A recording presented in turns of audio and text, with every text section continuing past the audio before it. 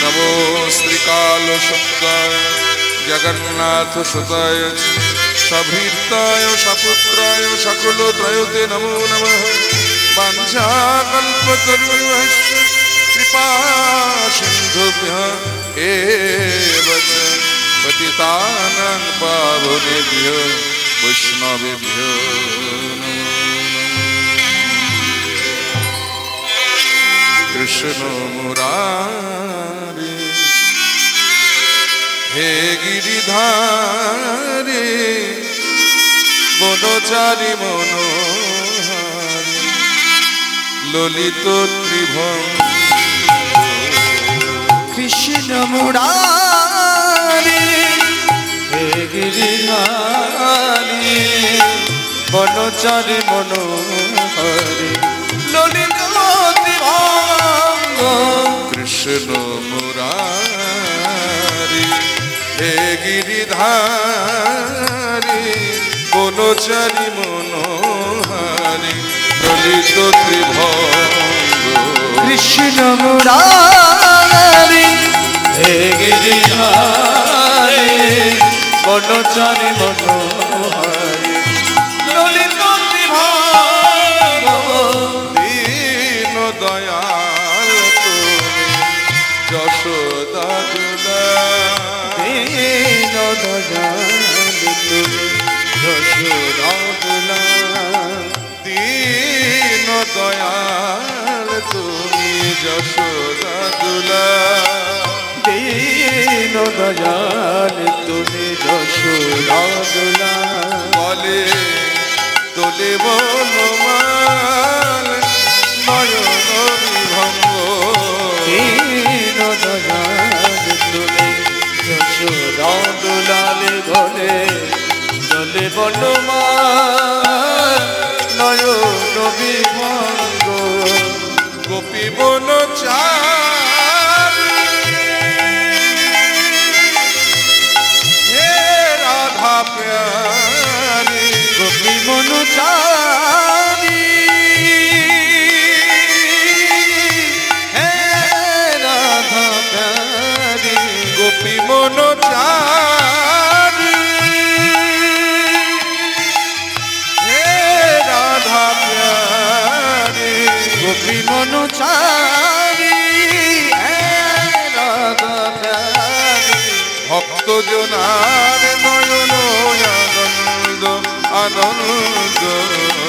কৃষ্ণ মুরারি হে গিরিধারী বনচারী মনোহারি ললিত ত্রিভঙ্গ।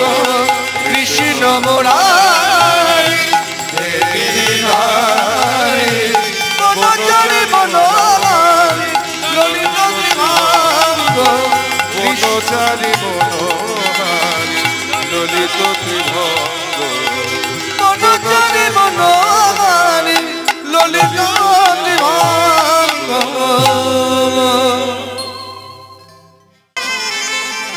চলো মন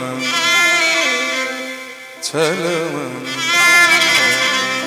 গঙ্গা যমুনা তীর চলো। চল মনে গঙ্গা ধ্বনি জয় ধ্বনি তাই হরি চল মনে গঙ্গা যমুনা তীরে চল মনে গঙ্গা যমুনা তীরে চল মনে গঙ্গা যমুনা তীরে। ये गंगा जमुना निर्मल पानी। गंगा যমুনা निर्मल पानी। গঙ্গার জলের রং কেমন? ও মায়েরা গঙ্গার জলের রং কেমন? হ্যাঁ? গঙ্গার জলের রং কেমন? সবুজ সবুজ। কিরকম? ঘোলা। আর যমুনার জলের রং কেমন? হ্যাঁ? এই দেখো দেখেছো, কেউ বলে নীল কেউ বলে কালো। কোনটা ঠিক, কালো না নীল? আবার বলে কালো। আগে নীল ছিল এখন কালো হয়ে গেছে।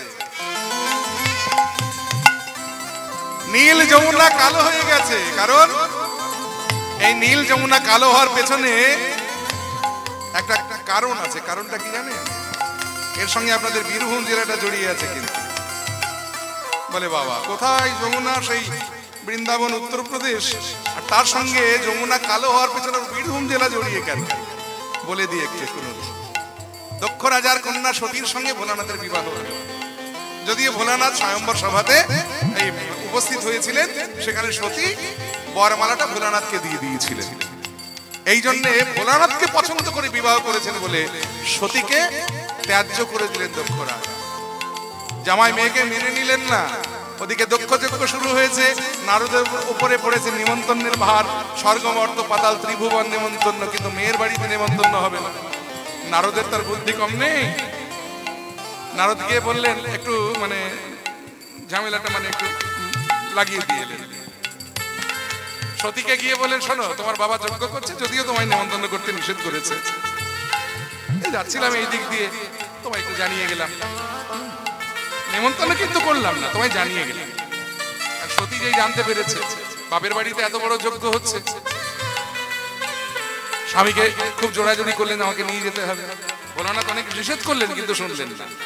শেষ পর্যন্ত সতীর জোড়াজোড়িতে ভোলানাথ যখন সতীকে নিয়ে শ্বশুর বাড়িতে এসে উপস্থিত হলেন, আর ভরা সভাতে সবার মাঝখানে ওই দক্ষ রাজার দ্বারাই ভোলানাথ অপমানিত হলেন।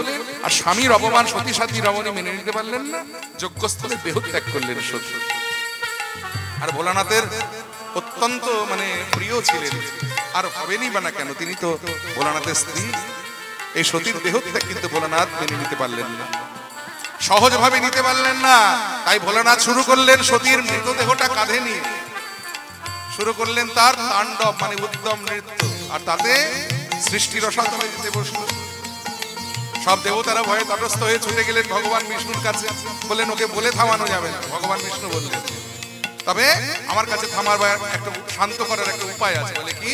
এই বলে সুদর্শনকে আহ্বান করলেন, সুদর্শনকে আদেশ দিলেন সতীর দেহটা টুকরো টুকরো করে কেটে ফেলতে।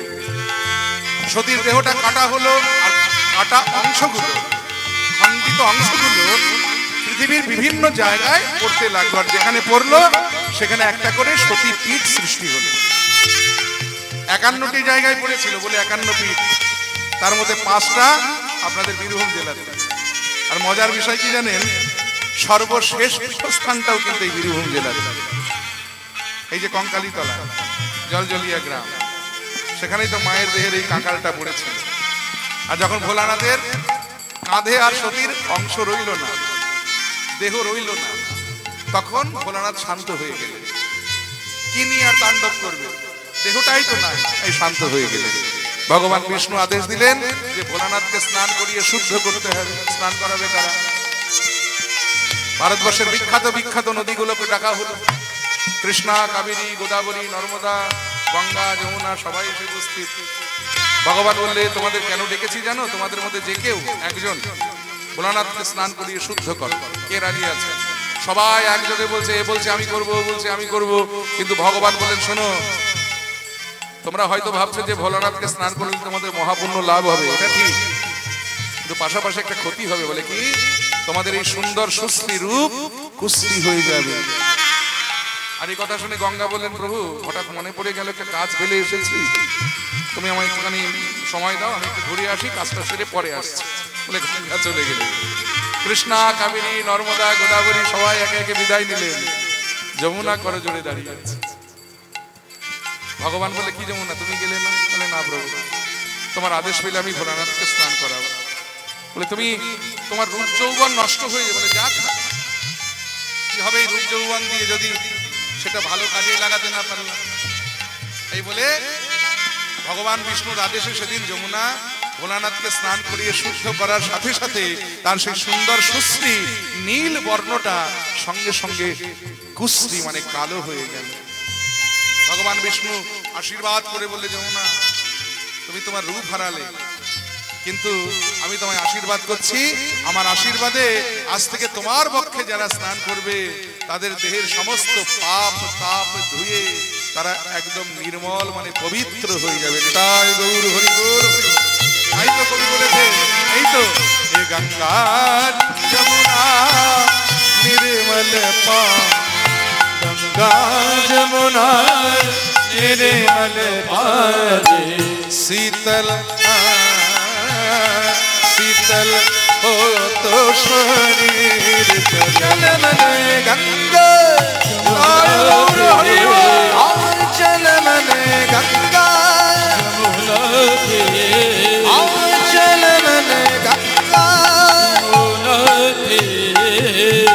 ए भैया यमुना को तीर में जाकर हम क्या देखेंगे? क्या देखेंगे? देखेंगे मोर मुकुटो पीताम्बर सोहे मोर मुकुटो पीताम्बर सोहे मोर मुकुटो पीताम्बर सोहे मोर मुकुटो पीताम्बर सोहे पीताम्बर सोहे पीताम्बर सोहे पीताम्बर सोहे पीताम्बर सोहे मोर मुकुटो पीताम्बर सोहे मोर मुकुटो पीताम्बर सोहे कुंडल कुंडल झलकत हीर चल मन गंगा यमुना चल मन गंगा यमुना चल मन गंगा यमुना को तीर में जाकर हम और क्या देखेंगे? क्या देखेंगे? बंसी बजावत बाजावत बाजावत बाजावत बंसी बजावत नाचत गाना बंसी बजावत नाचत गाना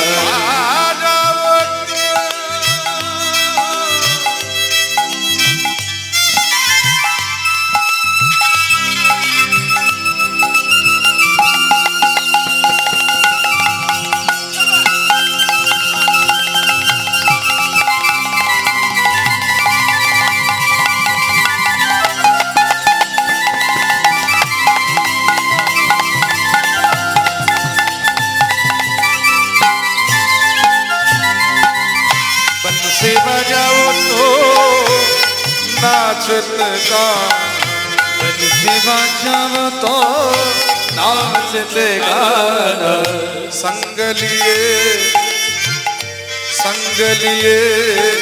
बलबीर चल मन गंगा यमुना चल मन गंगा यमुना चल मन गंगा तो मीरा कहे प्रभु তার কথা বলে শেষ করব। এত সুন্দর ভজনটা যিনি রচনা করেছেন, রাজস্থানের রানী ছিলেন তিনি, মেবারের রানী, যার নাম ছিল মীরাবাই, ভক্ত কবি মীরাবাই। ভগবানকে গিরিধারী বলে ডাকতেন। ছেলেবেলায় ভগবানকে পতিরূপে তিনি বরণ করে নিয়েছিলেন। 5 বছর বয়স মাতৃবিয়োগ হয়ে গিয়েছিল। বাবা স্নেহে বড় হচ্ছেন মীরা। পাশের বাড়ির মেয়েটার বিয়ে হচ্ছে, মীরা বাবার কাছে বায়না করেছে যে আমার বিয়ে কবে হবে। এই ছোট্ট মীরার বায়না মেটাবার জন্য বাবা মন্দিরে গিরিধারীকে দেখিয়ে বলেছিলেন, এই তো তোর বর, তোর তো বিয়ে হয়ে গেছে মীরা। আর সেই থেকে মীরা ভগবানকে পতিরূপে, নিজের গিরিধারীকে পতিরূপে তিনি সেবা করতে লেগেছিলেন। আহা, তাই তো পরে এবারে রানার সঙ্গে বিবাহ হলেও দেহটা হয়তো রানাকে দিয়েছিলেন, তো মনটা কিন্তু গিরিধারীকে তিনি দিয়ে রেখেছিলেন। মনটা কোনোদিন এবারে রানা পান। পরবর্তীকালে বৃন্দাবনে তিনি যখন তার জীবন কাটালেন, মীরাবাইয়ের ভজন কুটি আজও বৃন্দাবনে বিদ্যমান। যদি যান কখনো দর্শন করে আসবেন, দেখবেন অগণিত নারী ভক্ত সেখানে বসে ভজন করছে। ওখানে পুরুষ ভক্তরা থাকেন না, দর্শন করা যায় কিন্তু থাকা যায় না, ওখানে নারীরাই থাকতে পারে। সেই মীরাবাইয়ের ভজন কুটি আজও বিদ্যমান বৃন্দাবন। সেই মীরা কহে প্রভু गिरधारी नागर प्रभु गिरिधर नाग गिरिधर नाग गिरिधर नाग मीरा कहे प्रभु गिरिधर नाग तेरी चरण कमल शीर चरण बने गंगा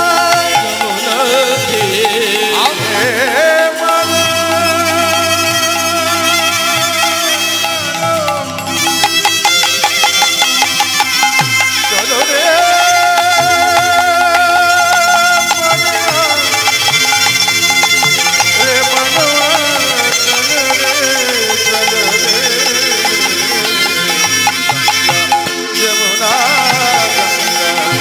यमुना गंगा यमुना